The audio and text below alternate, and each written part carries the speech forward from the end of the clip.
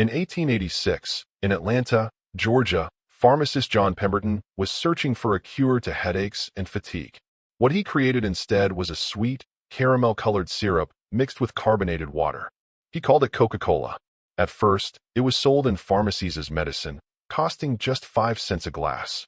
Nobody imagined that this humble tonic would soon become the most recognized beverage in human history. But Pemberton never lived to see his invention's true power. Struggling with debts and addiction, he sold the formula to a businessman named Asa Candler. That decision would change the fate of Coca-Cola forever. Asa Candler was not just a businessman. He was a visionary. He understood that Coca-Cola wasn't just a drink, it was a brand. Through aggressive marketing, giveaways, and the famous red and white logo, Candler turned Coca-Cola into a household name across America. By the early 1900s, the drink was everywhere: cafes, shops, and even street corners. The company's first slogan declared, "Delicious and refreshing." People didn't just drink Coca-Cola, they lived it. But with success came enemies. Rival companies tried to copy the drink, and a long battle began over the secret recipe. The world's most famous formula had now become its most closely guarded secret. By World War II, Coca-Cola was more than a drink. It was a symbol of America. The company promised that every U.S. soldier would have access to a Coke, no matter where they were in the world.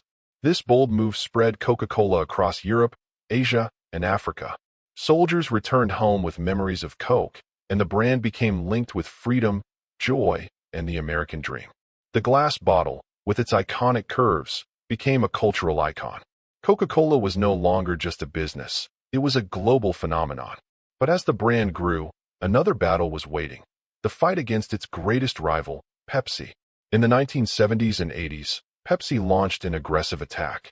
With bold ads and celebrity endorsements, Pepsi branded itself as the drink of the new generation. Their famous Pepsi Challenge convinced many that people preferred Pepsi's sweeter taste. Coca-Cola panicked. In 1985, they made a shocking decision to change their century-old recipe and release new Coke. The reaction was disastrous. Loyal fans revolted, protests broke out, and sales collapsed. Coca-Cola was forced to bring back the original recipe, now branded as Coca-Cola Classic. Ironically, what seemed like a failure made people love the original even more. The Cola Wars proved one thing: Coca-Cola was more than a drink, it was an identity. With success came criticism. Health experts attacked Coca-Cola for its sugar, linking it to obesity and diabetes. Activists accused the company of exploiting water supplies in developing countries.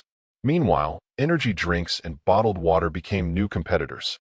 Coca-Cola faced lawsuits, boycotts, and constant pressure to adapt. But the company responded by diversifying. From juices to bottled water, teas to sports drinks, Coca-Cola became more than just soda. Still, the red can remained its crown jewel, the heart of its empire. No matter how fierce the criticism, the brand refused to lose its place on the global stage. Today, Coca-Cola is worth over $250 billion, sold in more than 200 countries. Every second, thousands of bottles are opened somewhere in the world. Its logo is recognized by more people than the cross itself. From Christmas ads with Santa Claus to Olympic sponsorships, Coca-Cola shaped not just taste, but culture. It is a story of ambition, mistakes, rivalries, and reinvention. Behind every fizz and bubble lies 140 years of history. Whether you love it or hate it, Coca-Cola is not just a drink. It is a legend, a symbol, and a reminder that sometimes the simplest ideas can change the world.